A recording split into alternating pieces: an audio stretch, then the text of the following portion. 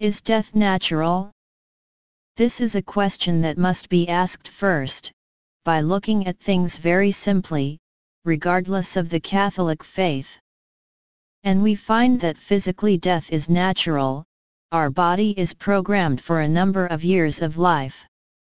It's a genetic programming. 120 years for the most vigorous. And it's really the record of records. We know that by modifying the DNA, we can extend this programming. Nevertheless, our biological body is made to die. It cannot remain on Earth all the time. By cons, what we see is that our mind would not want to die. I would even say that his condition is a terrible condition, compared to that of animals. Because we are the only animal that knows, even though we are healthy, that we will one day die, when we would not want to die. We are made to live. So, what to answer to this question?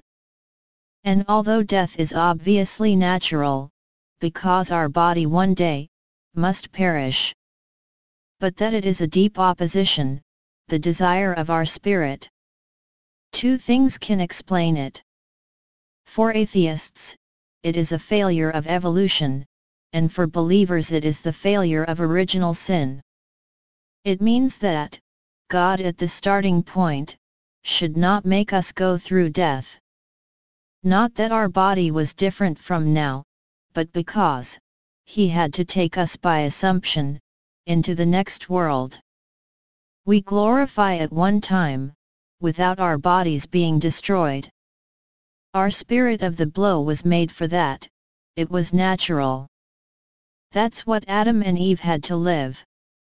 But there was original sin, and God decided to obey Adam and Eve, who no longer wanted His presence, to hide and let the laws of the biological nature do.